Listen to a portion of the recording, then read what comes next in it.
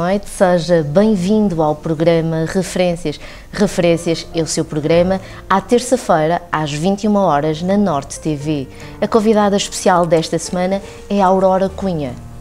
Reconhecida atleta profissional portuguesa, notável atleta do Futebol Clube do Porto, no qual cumpriu a maior parte da sua carreira, Aurora Cunha destacou-se em provas de corta-mato, meio fundo e fundo. Foi campeã mundial de estrada em 3 anos consecutivos e venceu as maratonas de Paris, Tóquio, Chicago, Roterdão, São Silvestre de São Paulo. Boa noite, Aurora Cunha, bem-aja pela presença no programa Referências. Olá, boa noite, Cláudia, e obrigada por esta oportunidade que me deu para falar um bocadinho daquilo que foi a minha carreira. Nasceu, portanto, a 31 de maio de 1959. Exatamente, prestes a ficar com mais um ano em cima, mas eu não olho a idade e, portanto, esqueço que vou fazer anos. Exatamente. Aurora Cunha, um cheiro de infância. Uma infância, como todos os jovens, a viver numa aldeia, porque eu sou de Ronfe, Guimarães, de uma família numerosa, com 10 irmãos. Eu fui a única que muitas vezes se dizia lá na minha aldeia, eu fui a única ovelha que fugi do rebanho. Assisti ao 25 de Abril. Vivi todo esse passado do 25 de Abril, mas eu já corria na aldeia e, portanto, é evidente que comecei, a partir do 25 de Abril, comecei a dar as minhas primeiras corridas, longe de imaginar que me ia tornar na atleta que me tornei. Uma pessoa que é. E uma traquinice da juventude? Uma Maria Rapaz autêntica, porque gostava de jogar à bola e lembro-me da minha mãe me contar que eu partia os vidros portanto, da escola e depois a professora ia atrás da minha mãe porque tinha que lhe pagar os vidros, mas acho que foi uma juventude que tenho saudades que as nossas crianças não possam ter essa meninice que eu tive, essas traquinices que eu fiz quando era miúda. Como referia desde cedo que esta questão do desporto a apaixonou, especialmente o atletismo. Exatamente, o atletismo apareceu por acaso, porque nós ao domingo à tarde, os nossos pais obrigavam-nos a ir ao terço, era hábito nas famílias, e nós depois em Ronfe havia um campo de futebol, onde depois todos os miúdos e miúdas se juntavam, e nós íamos fazer o nosso jogo de futebol, as nossas corridas, e até que um dia um professor de Educação Física, que residia em Ronfe, já era professor de Educação Física, e viu que havia ali miúdos e miúdas que tinham capacidades de vir bons atletas. É evidente que longe de imaginar naquilo que me tornei. E pronto, e assim começou. Começámos a treinar 2 vezes por semana, fomos para o Clube da Terra, que era o Juventude de Ronfe. Hoje, infelizmente, desapareceu, é o Desportivo de Ronfe. E assim começámos. Começámos com um homem que, no fundo, nos orientou e nos ajudou, que é conhecido como o Toninho Serralheiro. Não tem qualquer profissão académica, mas foi um olheiro em que foi capaz de ver que havia obra-prima para trabalhar. E, portanto, nunca mais me esqueço que depois, 76, há um grande objetivo da própria terra, nós irmos a Lisboa. Irmos a Lisboa era uma festa, a seguir ao 25 de Abril, nós miúdas, e eu tenho que falar disto porque eu acho que vale a pena falar da história do passado, é que o facto de nós irmos competir pela primeira vez a Lisboa foi uma festa para todos nós, uma dificuldade para mim porque os meus pais não me queriam deixar ir, porque nós íamos acompanhadas, íamos um grupo de 6 miúdas, acompanhadas por um homem casado, que era terrível na altura, portanto, como o mundo voltou, como o mundo mudou, mas ainda bem que fomos, porque foi aí o renascimento e o aparecimento da verdadeira Aurora Cunha. Exatamente. Tinha 15 anos quando vestiu a camisola, portanto, do Juventude de Ronfe. Exatamente, era um equipamento preto, e nós, quando chegámos a Lisboa, praticamente só se nos viam os joelhos, porque nós corríamos com umas meias até os joelhos, calções até os joelhos, portanto íamos completamente cobertinhas. E eu tenho uma pequenina história que a conto rapidamente, porque nós não tínhamos dinheiro, nem para dormir nem em residenciais, nem em hotéis, e há um empresário que trabalhava com a minha irmã na fábrica, e ao saber que nós que não temos dinheiro, então diz à minha irmã para eu chegar a Lisboa e comprar uns sapatos de bicos.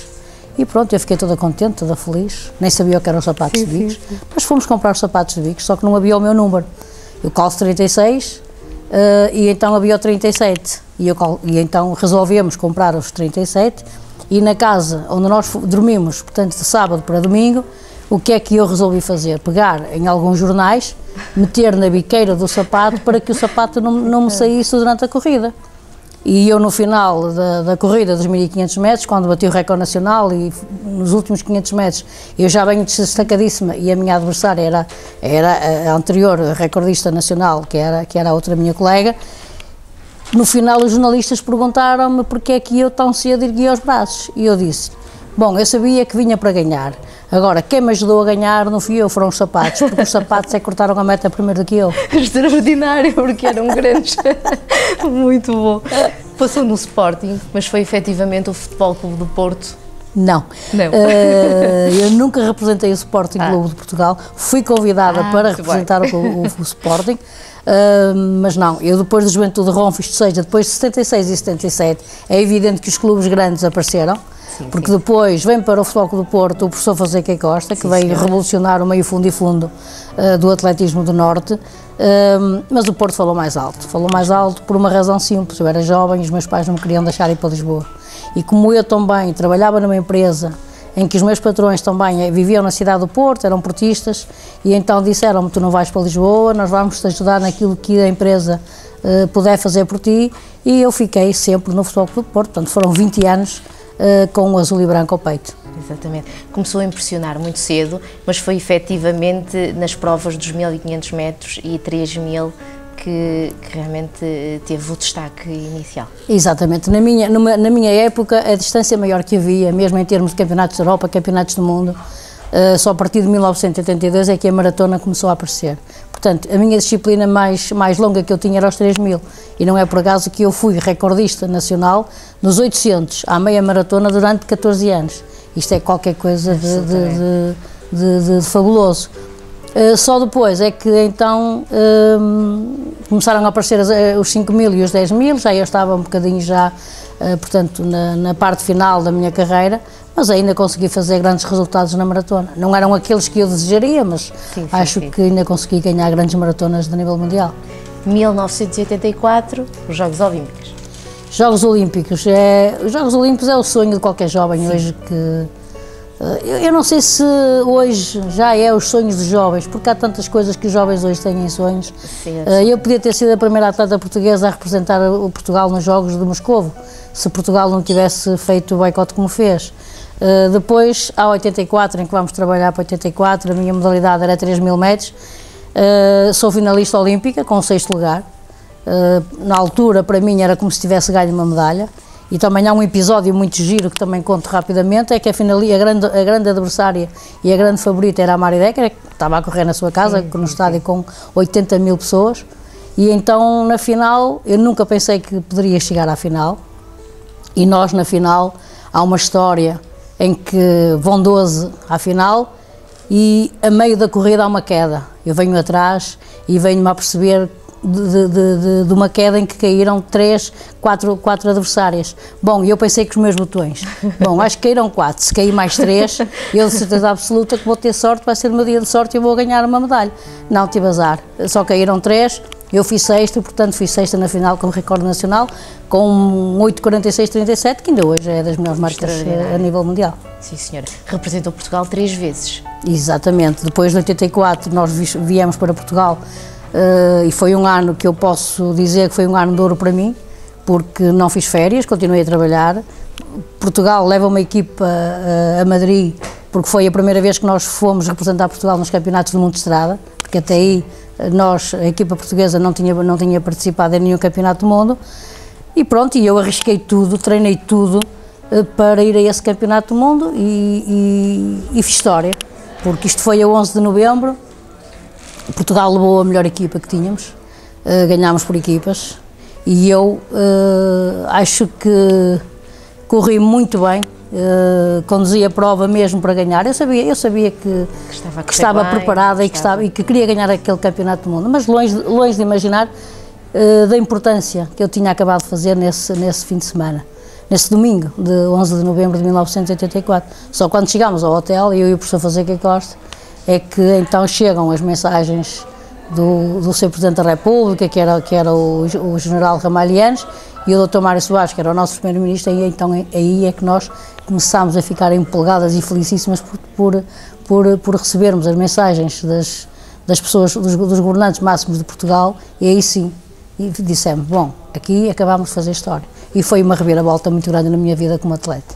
Exatamente. Como é que um atleta vai gerir situações internas, nomeadamente como a de Barcelona, em que teve que desistir, estando preparada, estando com um projeto para ganhar e depois uma insolação obriga a desistir? Como é que isto se reorganiza internamente? Claro, esses são os momentos mais difíceis que nós podemos...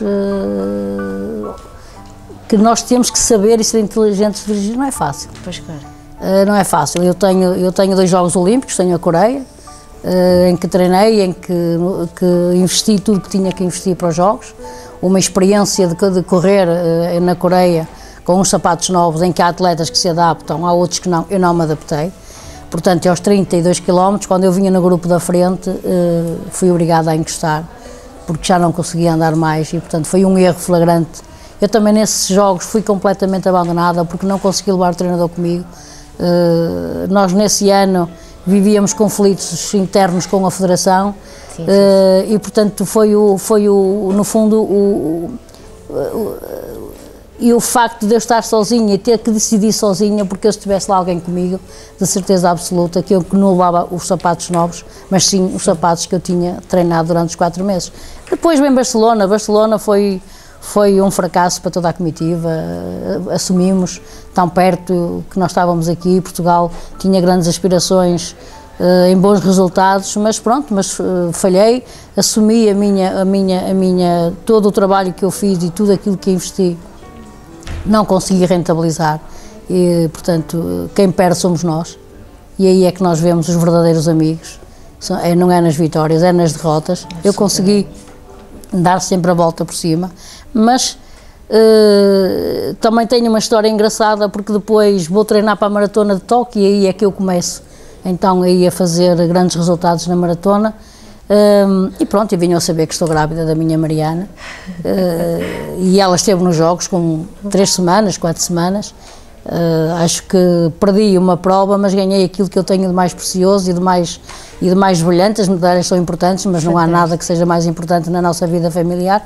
e na minha como atleta e como mulher também, o facto de ter sido mãe, e ainda bem que aconteceu. Sem dúvida. Quando preparava esta entrevista, fui comentando com algumas pessoas que a Aurora Cunha era a convidada e toda a gente me dizia: Cláudia, é uma profissional de referência, um exemplo nacional, portanto sente este carinho vindo das pessoas?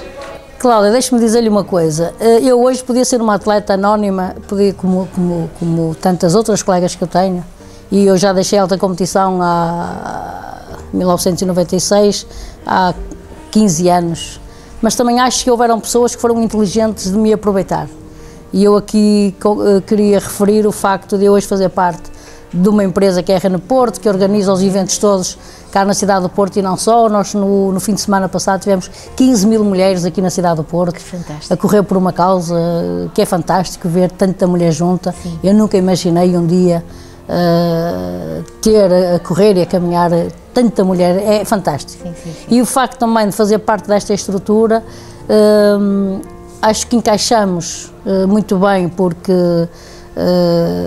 continuo ligada à modalidade. Sim. Continuo ligada àquilo que gosto, àquilo que sempre fiz, tendo grandes responsabilidades noutros setores, como embaixadora da Liberté Seguros, sim, pela ética no desporto, pelo fair play, também fazendo parte do Instituto da Juventude do Desporto, também com um projeto em que, pela minha experiência, e tenho vivido exemplos espetaculares. Ainda a semana passada tive uma experiência riquíssima na cadeia de Paços de Ferreira, em que fui fazer uma palestra e que aqueles reclusos todos me acarinharam, me abraçaram, e eu era assim, mas estou a viver isto na realidade. Sim. Portanto, é o carinho que nós temos e também, ao mesmo tempo, nós também darmos o testemunho daquilo que foi a nossa vida, o que foi a nossa experiência, o que foi o nosso sofrimento, porque as coisas não foram fáceis. Pois, claro que não. Tivemos que ultrapassar barreiras difíceis, tivemos que ultrapassar situações que eu acho que hoje nenhum jovem seria capaz de passar aquilo que nós passamos. E a minha juventude, eu quando volto 30 anos atrás e quando vinha treinar às Antas, eu gastava 4 horas metida numa caminhonete, eu vinha de Ronfo, saía na Avenida Filipe de Lencastre, apanhava o autocarro, ia para o Estado das Antas, treinava, tornava a apanhar a caminhonete, mais 2 horas, chegava a casa às 11 horas da noite, comia um pratinho de sopa e ia dormir e de manhã ia treinar. Novamente. Portanto, foi uma vida que não foi fácil. Pois, claro. Mas que vale a pena recordar, porque só com trabalho, sacrifício e dedicação é que eu consegui uma carreira fantástica. Aurora Cunha é uma mulher de afetos? Muitos. Sim. De afetos e de grande coragem e, acima de tudo, também de ajudar aqueles que mais precisam, que eu acho que é isso que está a faltar ao país, é nós sermos solidários uns com os outros. A atleta de referência que é mulher e mãe, como é que se concilia? Eu fui uma mãe privilegiada. Eu só tenho uma filha. Sim. Hoje tem 22 anos, está a residir no Canadá, está a estudar, mas tive o privilégio de... Sou uma mãe galinha, porque é evidente que toda a mãe é mãe galinha, porque gosta de estar ao lado dos seus filhos, mas eu pude vê-la nascer, eu consegui vê-la crescer, e é evidente que agora a parte mais difícil foi vê-la sair de casa. Sim. Porque já há 8 meses que praticamente só falámos pelo Skype, ainda bem que é o Skype, porque no meu tempo, quando eu andava por esse mundo fora, nem telemóveis tínhamos, mas é evidente que sentimos saudades daquilo que é nosso e vamos nos vendo, vamos falando todos os dias para matar saudades. O coração continua como sempre azul e branco? Sim, o coração continua e continuará sempre, até porque eu farei sempre parte daquela grande instituição que é o Futebol Clube do Porto, farei sempre parte daquela massa associativa que é fantástica, que me é carinho. Eu acho que isso que é o reconhecimento. Eu ainda hoje, quando desci à Rua Santa Catarina, algumas pessoas vinham ter comigo e davam-me os parabéns por aquilo que eu tinha feito, e eu dizia, mas eu não faço nada. Não, a senhora faz muito e nós ficamos orgulhosos por aquilo que a Aurora tem vindo a fazer. Portanto, eu acho que também é o reconhecimento de pessoas da minha geração, porque estes mais novos é lógico que têm mais dificuldades em conhecer-nos, mas as pessoas da minha geração conhecem-nos melhor. Sim, e eu acho que é gratificante. Nós tem um trabalho e um percurso que todos conhecem, efetivamente. Portanto, dado as lesões que teve com o percurso atlético que tem, é operada 3 vezes. Isto vai também, de algum modo, levar a algum abrandamento, portanto... Sim, eu acho que após o nascimento da minha filha, talvez o fator de falta de experiência, porque nós, pronto, isso na altura foi falado, nós não podíamos ser vistas como qualquer outra mãe normal, porque nós éramos atletas de alta competição, um desgaste muito grande.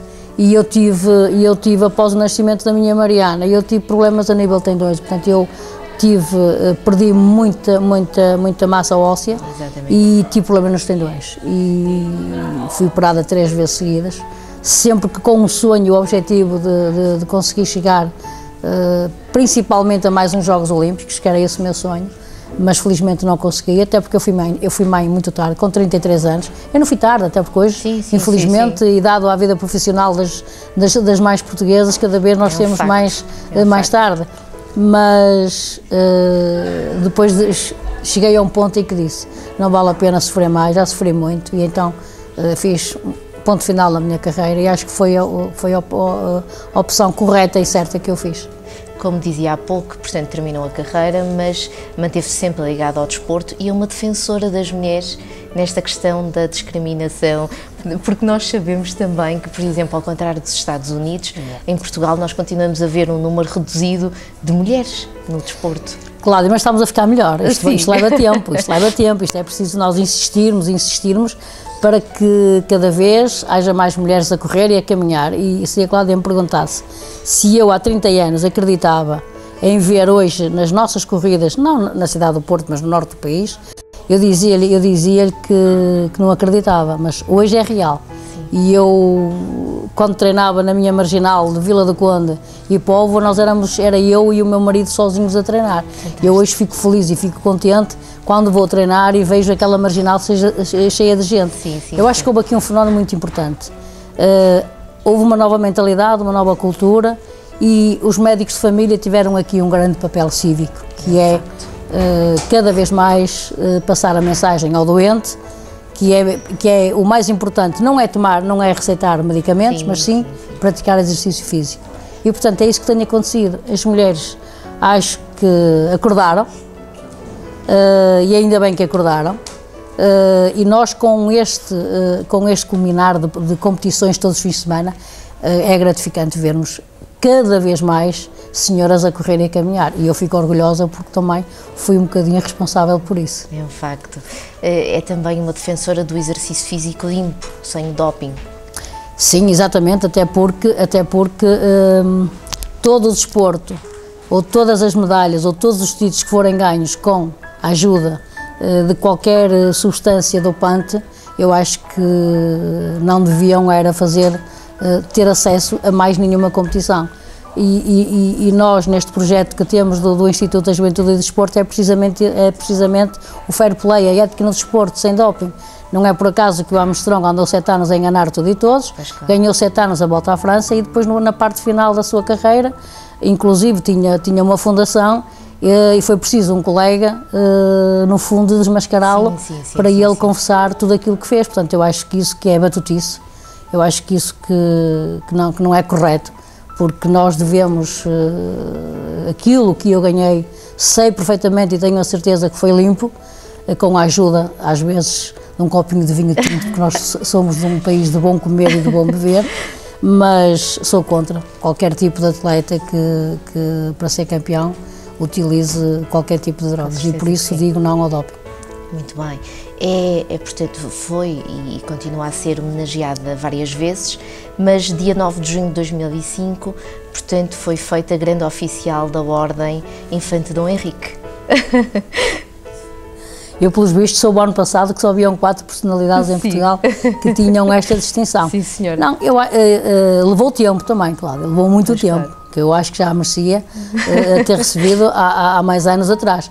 Não, eu acho que as homenagens, quando são feitas, é porque nós merecemos, é porque o Sr. Presidente da República e toda a sua equipa achou que eu que devia ser homenageada. É uma honra, é um privilégio, e é uma responsabilidade muito grande também, porque quando nós somos condecorados com esta condecoração ao mais alto nível de Estado, é evidente que as responsabilidades aumentam. Eu, às vezes, em tom de brincadeira, digo muitas vezes, vocês a partir de hoje eu vou deixar de ser Aurora Cunha e vou começar a ser comendadora, porque qualquer figura que tenha uma comenda é tudo tratado por comendador e comendadora, e nós continuamos a ser tratados pelo nosso nome. Portanto, até nisto nós somos diferentes, mas é um orgulho, porque eu praticamente tenho as condecorações todas do Estado português, e as homenagens, acho que se nós as merecemos, devem ser feitas enquanto que nós cá estamos, e as podemos ver e partilhar com a família e com as pessoas de quem nós gostamos.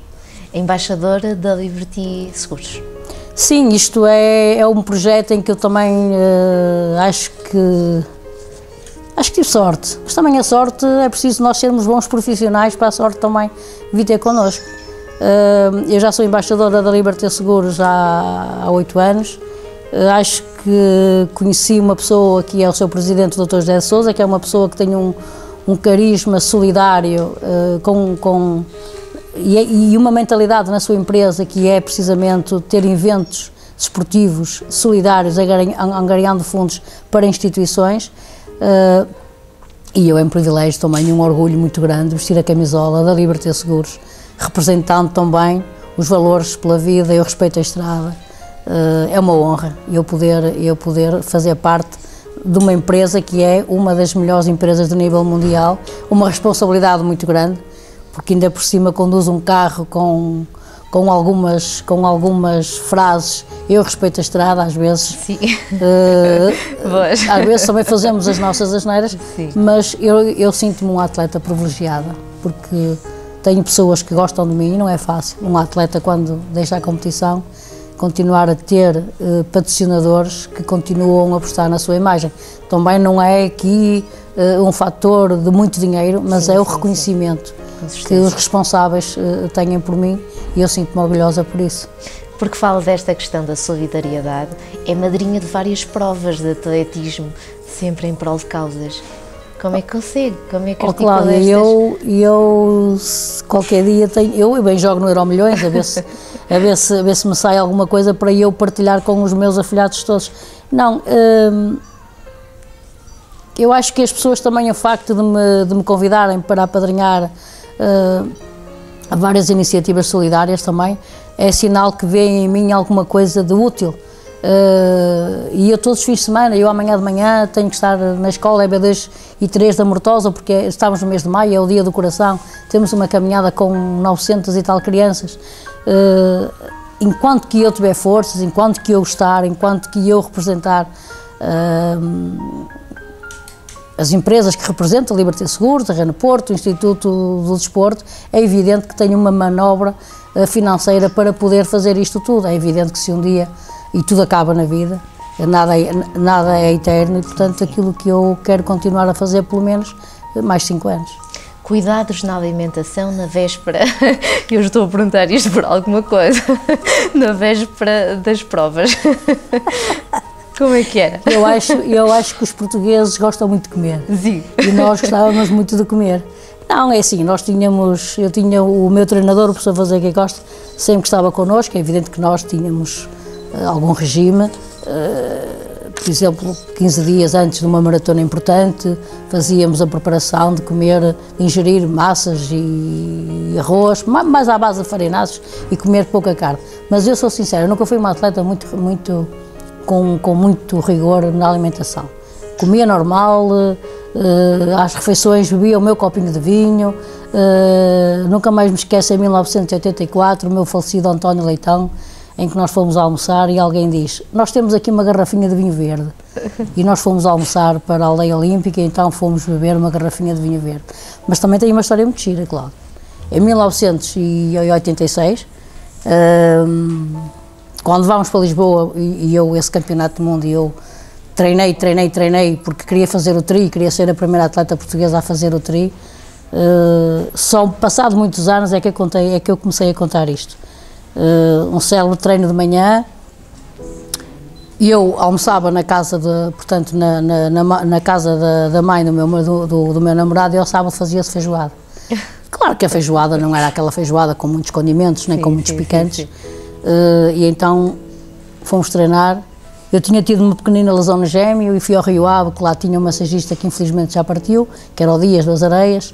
E ainda era vivo o falecido professor Moraes, que treinava ao Rio Ave. Sim, senhora. E eu fui lá e ele disse ao Dias: eu estou aqui com uma pequenina dor. Diz ele: vens cá que eu dou-te aí um toquezinho e tu amanhã vais ser campeã do mundo. Assim foi.